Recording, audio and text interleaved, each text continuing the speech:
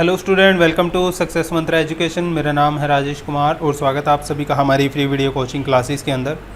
जो आज का वीडियो का टॉपिक है, इसमें हम डिस्कस करेंगे बायोलॉजी के मोस्ट इंपॉर्टेंट क्वेश्चन जो आपके एसएससी सीजीएल में पूछे गए हैं। ये बायोलॉजी सीरीज़ का पार्ट 2 है। इससे पहले मैंने जो पार्ट 1 है वो डाल दिया, आप वहाँ से वीडियो के डिस्क्रिप्शन में मैंने लिंक डाल दिया, वहाँ से क्लिक करके आप देख सकते हैं। तो जो नए व्यूवर्स हैं हमारे चैनल्स की वीडियो को पहली बार देख रहे हैं, तो मैं उनसे रिक्वेस्ट करूंगा कि आप हमारे चैनल को सब्सक्राइब कीजिए ताकि जो आने वाली वीडियो होंगी उनकी अपडेट आप तक पहुंच सकें। तो चलिए बिना टाइम गवाए आज की वीडियो को शुरू करते हैं हम। और हाँ, आप सब्सक्राइब करने के साथ साथ हमारा जो फेसबुक पेज है उसको भी लाइक करना मत भूलिएगा। इसका भी जो लिंक है मैंने वीडियो के डिस्क्रिप्शन में दे दिया है।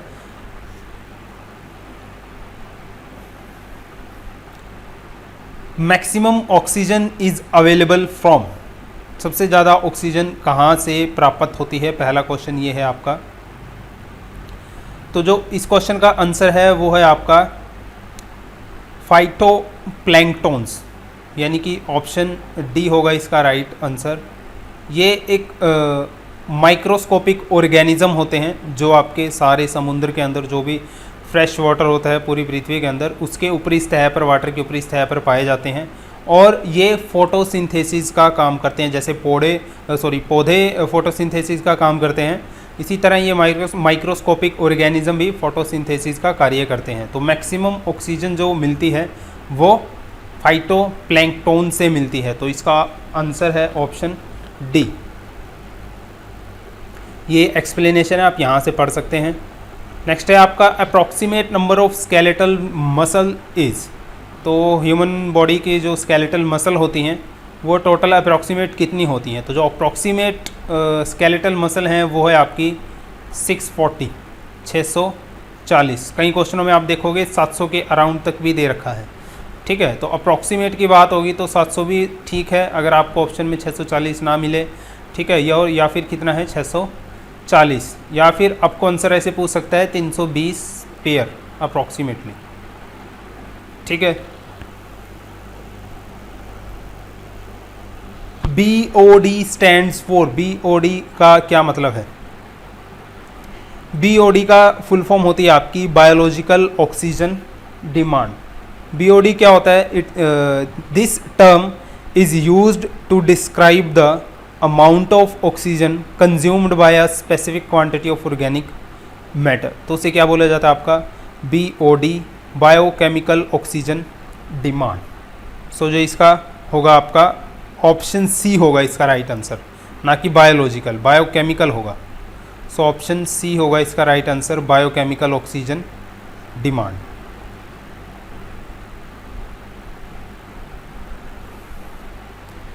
मिनेमाटा disease is caused by pollution of water bye.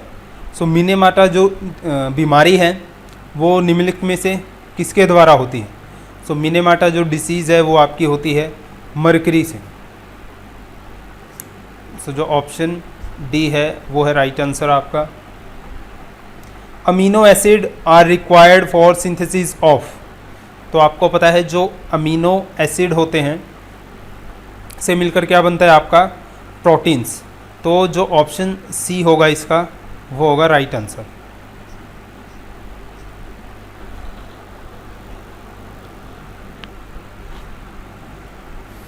In the form of proteins amino acids, ये इंपॉर्टेंट है आपका। Residues form the second largest component after water. Water is the largest component of human muscle and other tissue. Beyond their role as a residue in proteins, amino acid participate in a number of processes such as neurotransmitter transport and biosynthesis. Next है आपका Christmas factor is involve in. तो Christmas factor जो आपका involve होता है blood coagulation से। ये एक साइंटिस्ट का सरनेम था, तो जिन्होंने ब्लड कोएगुलेशन को थ्योरी दी थी, तो उन्हीं के नाम पर रखा गया आपका क्रिसमस फैक्टर। सो ये है आपका option A right answer. Transpiration increase in, transpiration जो इंक्रीज होगा वो कौन से कंडीशन में इंक्रीज़ होगा।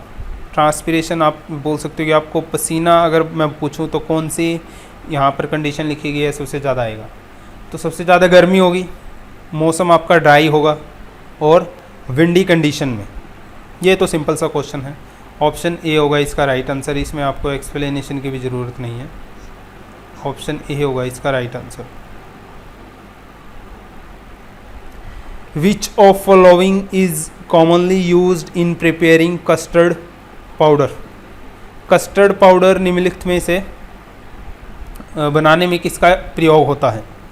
तो जो मक्का होती है हमारी, कॉर्न जिसे आप बोलते हो, मेज,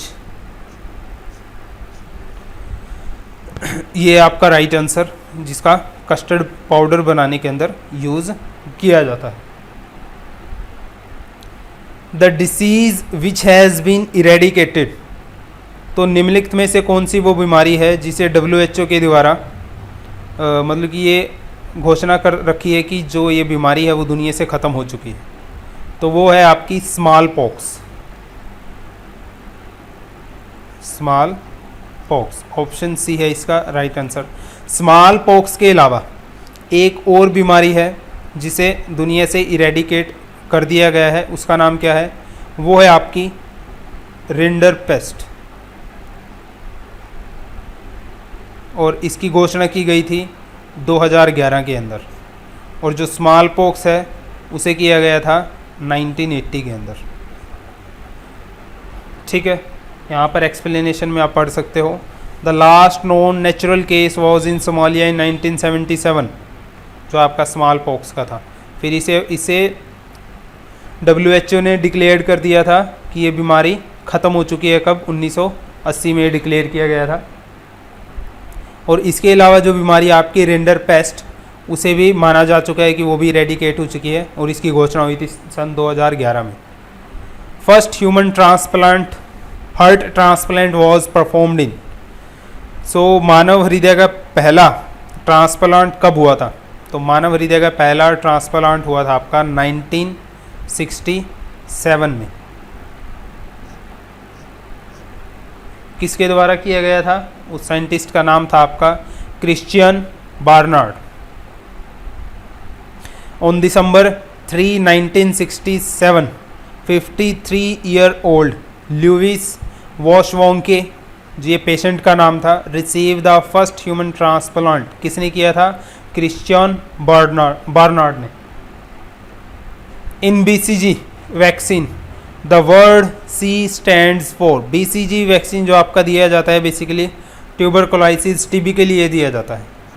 ठीक है, और जो BCG की फुल फॉर्म होती है आपकी, वो होती है bacillus Calmette ग्योरिन।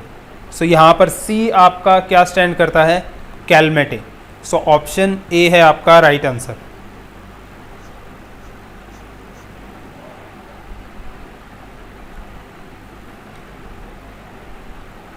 Which one of following chemical is associated with muscle fatigue?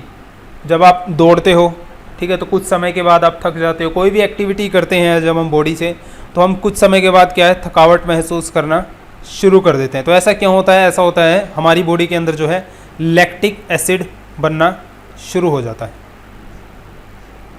सो जो ऑप्शन डी है आपका, वो है right answer. Which one of following is a vestigial organ? Vestigial organ का मतलब कि जो ऑर्गन अब ह्यूमन बॉडी के अंदर जो अपनी एंसेस्ट्रल उनका फंक्शन होता, जो पुराना फंक्शन होता था, अब वो काम करना बंद कर चुके हैं। जैसे कि अपेंडिक्स होता है हमारे अंदर, ठीक है, अब वो क्या है, वो उसका कोई हमारे शरीर के अंदर काम नहीं होता अपेंडिक्स का। ठीक है, तो एक क्या है, वेस्टिजियल ऑर्गन है। और इसी तरह है आपका wisdom teeth. Vestigial organs are organs of body which are smaller and simpler than those in related species. They have lost or almost lost their original function. तो ये होते हैं आपके वेस्टिजियल ऑर्गन। तो उसके अलावा जो हमारे अंदर होता है अपेंडिक्स भी एक क्या है, वेस्टिजियल ऑर्गन है।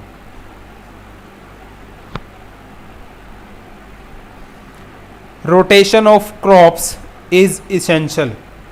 रोटेशन ऑफ क्रॉप्स का मतलब कि हम एक सीज़न में एक फसल उगाते हैं, दूसरी सीजन में दूसरी फसल उगाते हैं, तो हमारी जो भूमि होती है उसके ऊपर हम क्या करते हैं, हर एक प्रकार की क्यों है फसल उगाते हैं, रोटेशन ऑफ क्रॉप्स इसे हम बोलते हैं। तो हम ऐसा क्यों करते हैं, हमारी जो सॉयल होती है, मिट्टी होती है, उसकी उर्वरकता को बढ़ाने के लिए, मतलब उसके फर्टिलिटी को इंक्रीज करने के लिए। सो यहाँ पे जो ऑप्शन डी है वो है आपका right answer. The gene which exhibit multiple effect is known as, तो इस प्रकार के जीन को बोला जाता है आपका प्लियोट्रोपी। प्लियोट्रोपी, यहाँ पर एक्सप्लेनेशन लिखी हुई है पूरी प्लियोट्रोपी के बारे में, आप पढ़ सकते हो। सो जो ऑप्शन बी होगा वो होगा आपका right answer.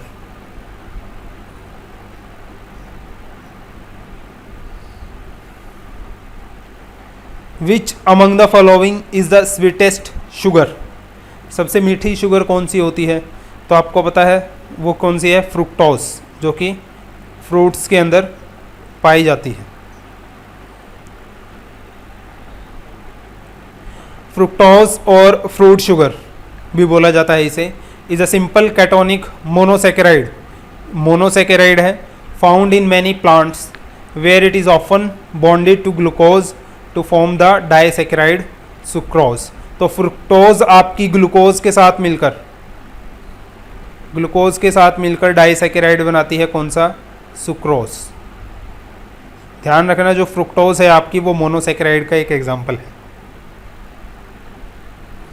Animal protein is called first class protein because it is, जो एनिमल प्रोटीन होता है उसे फर्स्ट क्लास प्रोटीन, बहुत बढ़िया प्रोटीन माना जाता है। ऐसा क्यों, क्योंकि जो एनिमल प्रोटीन होता है, हमारी बॉडी के अंदर कुछ एलिमेंट हमें ऐसे चाहिए होते हैं बाहर से जिसे हमारी बॉडी नहीं बना सकती। तो ऐसा माना जाता है कि जो एनिमल प्रोटीन होता है उसके अंदर सारे इसेंशियल जो आपके एलिमेंट्स होते हैं, हमारी बॉडी को चाहिए होते हैं, मिनरल्स जो भी चाहिए होते हैं, वो सारे प्रेजेंट होते हैं। तो एनिमल प्रोटीन है जो आपका, वो क्या है, rich in essential amino acid. Option D है आपका राइट आंसर। और सेकेंड क्लास प्रोटीन कौन सा होता है, वो होता है आपका प्लांट प्रोटीन, जो हमें प्लांट से प्राप्त होता है।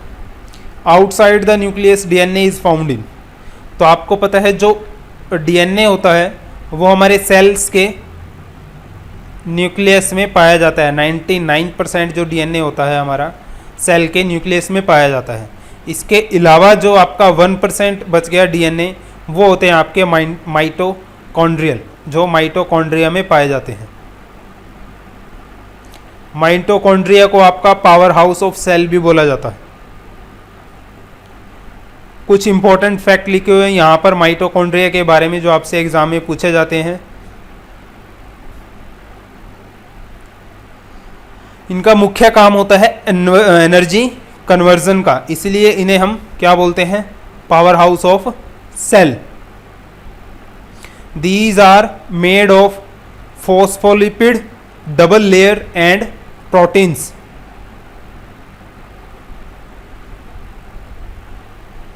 Maximum fixation of solar energy is done by, solar energy का मैक्सिमम फिक्सेशन किसके द्वारा किया जाता है, ऑफ कोर्स जो ऑप्शन यहाँ पर दिए गए हैं उसमें ऑप्शन डी है आपका, फोटोसिंथेसिस प्रक्रिया के द्वारा, जो है प्रकाश संश्लेषण की प्रक्रिया के द्वारा।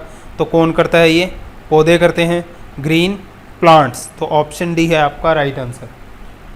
The colour of carrot is due to the presence of, जो कैरेट का कलर होता है वो किसकी प्रेजेंस में होता है, कैरोटीन की वजह से, कैरोटीन की वजह से। जो ऑप्शन ए है आपका वो है right answer, carotene.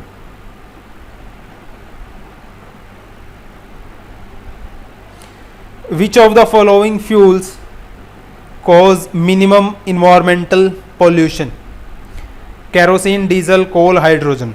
Kerosene, diesel और कोल आपको पता है जब जलते हैं हाइड्रोकार्बन छोड़ते हैं, ठीक है। सो जो मतलब कि CO2 छोड़ते हैं जो हमारे एटमॉस्फेयर के लिए क्या है, हानिकारक है।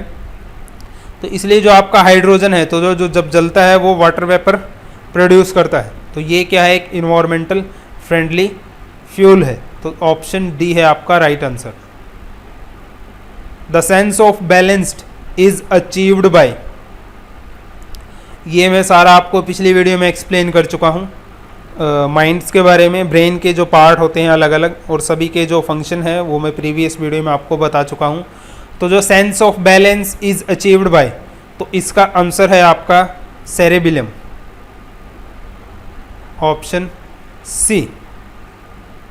यहाँ पे आप देखिए, in human the cerebellum plays an important role in motor control and it may also be involved in some cognitive functions. तो जो आपका सेरेबिलम होता है वो आपकी मूवमेंट्स के लिए कोई सिग्नल नहीं छोड़ता कि आपको ये मूवमेंट करनी है। वो क्या करता है कि जो आप मूवमेंट करते हो तो जो आपकी ब्रेन की तरफ जो सिग्नल आता है वो उसको कंट्रोल करता है, एक किस्म से मॉनिटर करता है। ठीक है, तो ऑप्शन सी है आपका इसका राइट आंसर। ये जो आपका रेड कलर का यहाँ आप देख रहे हो डायग्राम के अंदर, ये है आपका cerebellum. Red rot of sugarcane is caused by, जो रेड रॉट जो लाल हो जाता है आपका गन्ना, तो वो किसकी वजह से होता है? सो इसका ऑप्शन सी है इसका राइट आंसर। अब इसमें तो कोई एक्सप्लेनेशन नहीं दे सकते, आपको नाम ही बताना है किसकी वजह से होता है। वो है आपका कोलेटोट्रिचम फेल्केटम, ऑप्शन सी है इसका राइट आंसर। और ये क्या है? एक फंगस है, ना कि bacteria, fungus.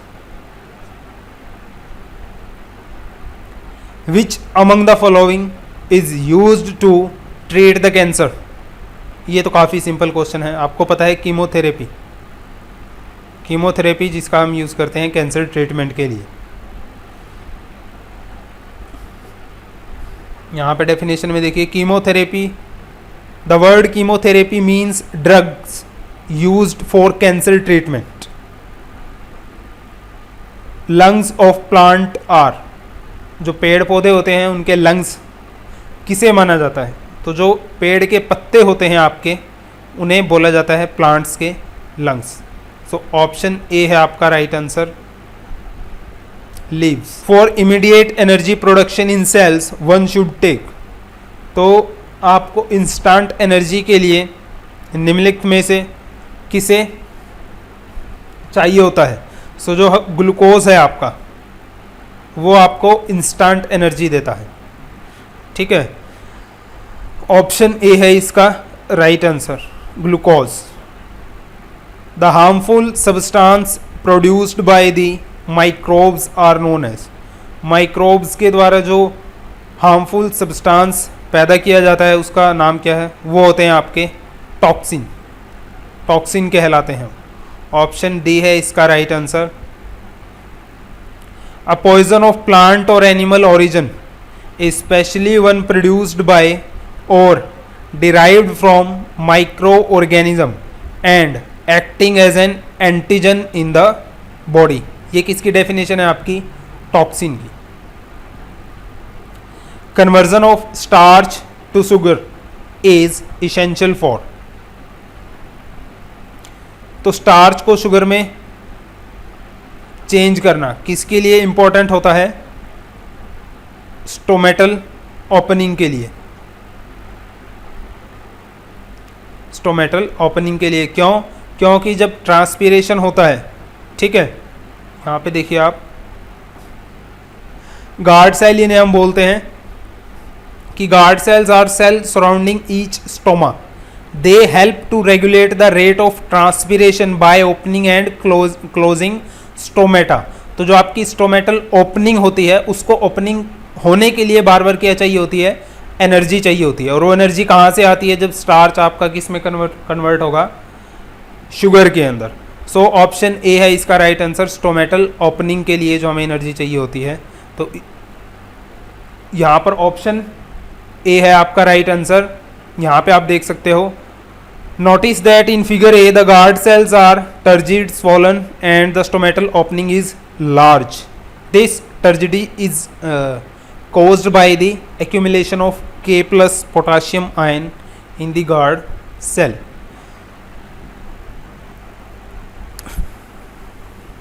Myrmecoology is study of myrmecology is a study of ants, जिसमें हम चींटियों का अध्ययन करते हैं। सो जो ऑप्शन बी है आपका वो है right answer. Typhoid fever is caused by, typhoid fever जो होता है किसकी वजह से होता है?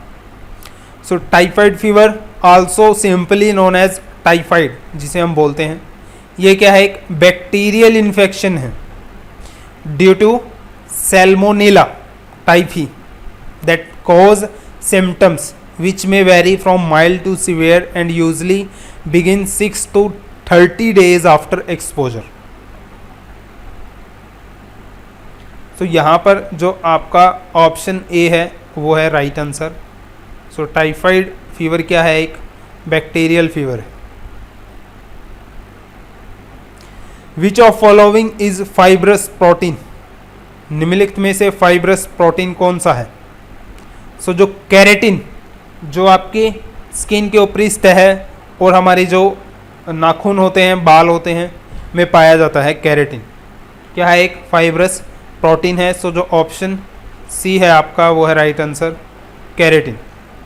Keratin is the protein that protects epithelial cells from damage और stress. Keratin is extremely insoluble in water and organic solvents. It is the key structural material making up the outer layer of human skin. The term survival of the fittest was coined by, survival of the fittest जो ये term है इसे किसने use किया था? सो इसका option C है आपका राइट आंसर, हार्बर्ट स्पेंसर ने इसे यूज किया था चार्लेस डार्विन की बुक पढ़कर।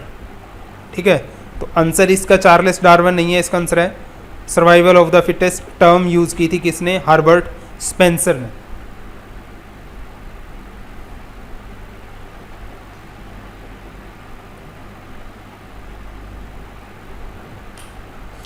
Who proposed 5 kingdom classification, 5 kingdom classification किसने दी थी? सो R.H.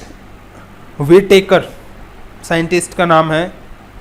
ऑप्शन ए है आपका राइट आंसर। 5 किंगडम क्लासिफिकेशन, तो इसके ऊपर मैं नेक्स्ट वीडियो बनाऊंगा आपके, उसमें मैं बताऊंगा इसको सारा, आपके क्लासिफिकेशन आपको दूंगा नेक्स्ट वीडियो के अंदर।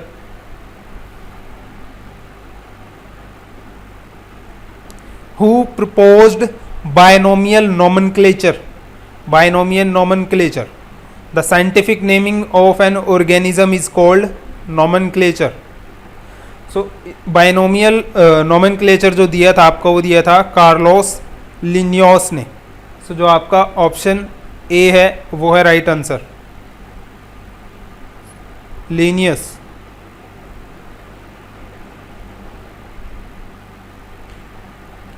एंजाइम्स आर, एंजाइम्स क्या होते हैं? एंजाइम्स क्या हैं? Protein. Which fruit has its seed outside, तो निम्नलिखित में से जो कौन सा आपका फ्रूट है जिसके जो बीज होते हैं वो आउटसाइड होते हैं, बाहर होते हैं? तो जितनी भी आपकी ट्रू बेरीज होंगी लाइक कैनबेरी, स्ट्रॉबेरी, तो जो इनके जो बीज होते हैं आपके वो आउटसाइड होते हैं। सो ऑप्शन ए है आपका राइट आंसर।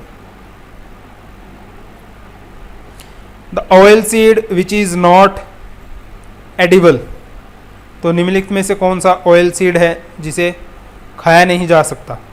तो जो आपके कॉटन सीड होते हैं, बी है इसका राइट आंसर। क्यों?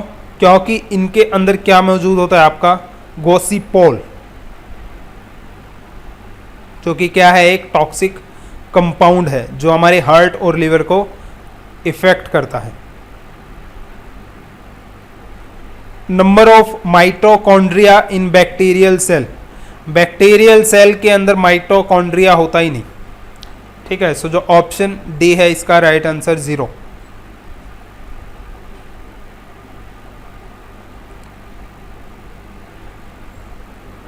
Glucose is type of, glucose है आपकी हेक्सोस शुगर।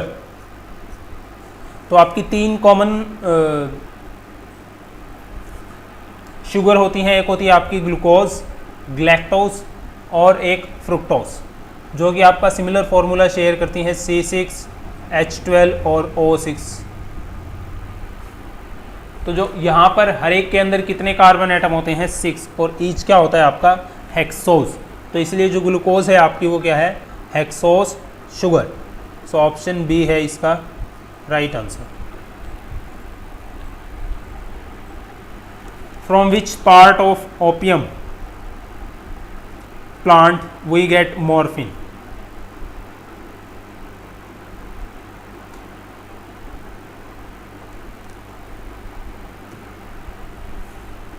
सो मॉर्फिन हमें मिलती है फ्रूट कॉड से।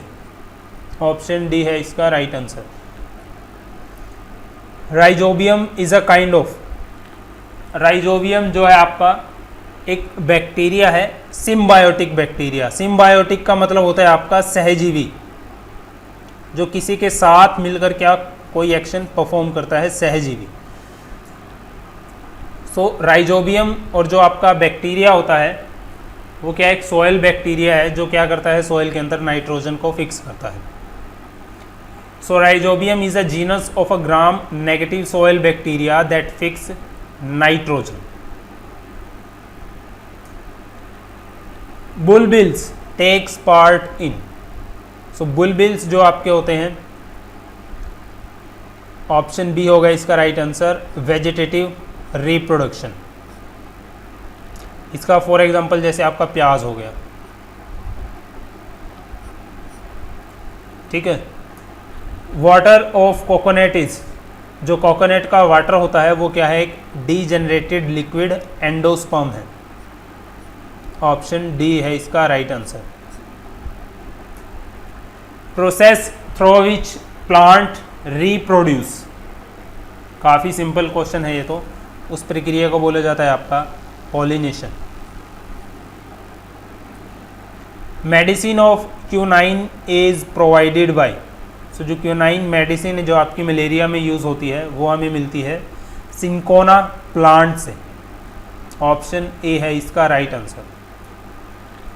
Transpiration through leaves is called. So leaves पत्तों के थ्रू जो आपका ट्रांसपीरेशन होता है उसे क्या बोला जाता है।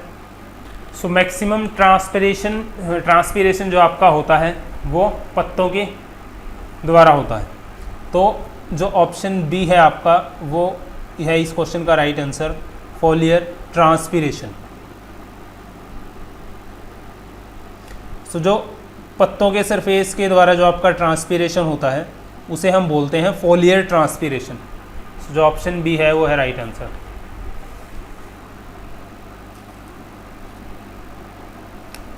To conserve coral reefs, the government of India declared one of the following as marine park.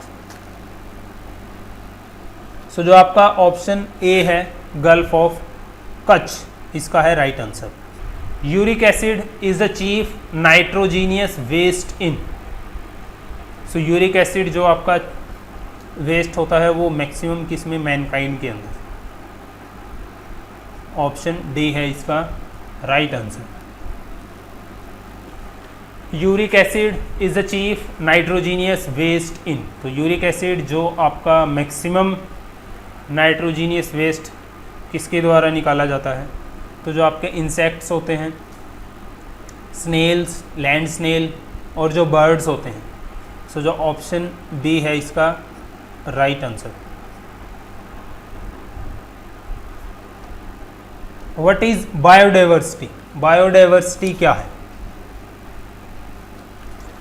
Many types of flora and fauna in one forest, many types of flora and fauna in many forest, many population of one species in one forest, all the above are true. So जो आपकी basic definition है biodiversity की वो है option A.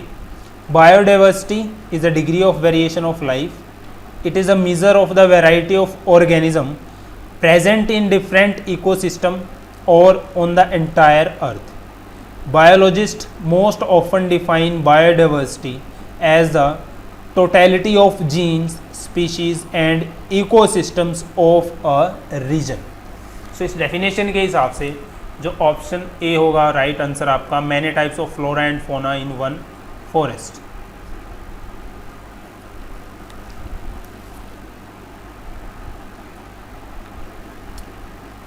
Movement of hairs in drosera is referred to as. So इसका right answer है आपका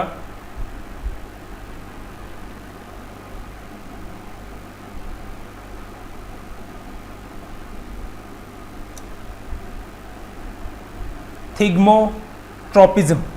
option B है इसका right answer.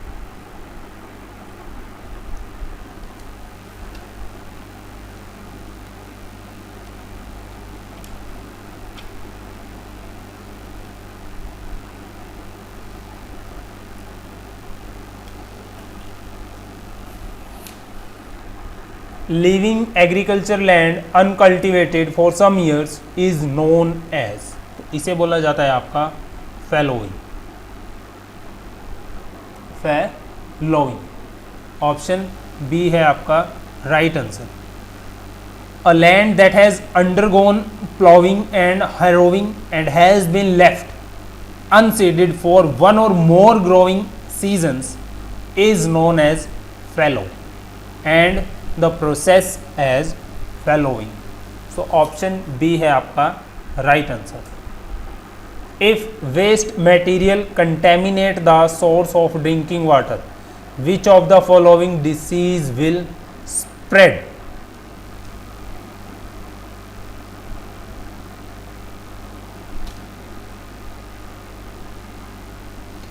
So option B है इसका right answer, टाइफाइड। टाइफाइड जो कि एक आपका common world wide bacterial disease है, transmitted by ingestion of food और water contaminated with the faeces of infected person which contain the bacterium salmonella. अभी हमने पढ़ा था बैक्टीरिया का नाम, पीछे क्वेश्चन आया था आपका टाइफाइड से रिलेटेड। सो जो ऑप्शन बी है इस क्वेश्चन का है right answer. The enzyme that coagulates milk into curd. So जो आपका एंजाइम है रेनिन, वो दूध की क्या जमाता है, दही, enzyme. So rennin also called chymosin, protein digesting enzyme that curdles milk by transforming caseinogen into insoluble casein. Which enzyme is obtained from red gram? Diastates। Option C है इसका right answer. Activated sludge treatment is called. Sludge treatment is called, इसे बोला जाएगा आपका biological treatment. Biological treatment. The activated sludge process is a process for treating sewage and industrial waste water using air and biological floc composed of bacteria and protozoa। मतलब कि जो आपकी sewage की waste होती है और इंडस्ट्रियल वेस्टेज होती है, ठीक है, तो उसको कंपोज किया जाता है किसका यूज़ करके, बैक्टीरिया और माइक्रो ऑर्गेनिज्म का यूज़ करके। तो इसीलिए इस प्रोसेस को हम बोलते हैं biological treatment. Ringworm is a disease. जो रिंग वॉर्म है आपकी किस टाइप की डिसीज़ है? सो जो रिंग वॉर्म है आपकी वो एक फंगल डिसीज़ है।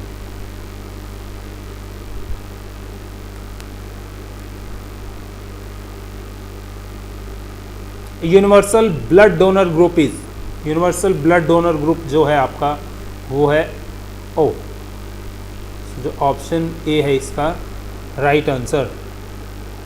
Normal temperature of human body is, तो मानव शरीर का जो नॉर्मल तापमान होता है वो कितना होता है?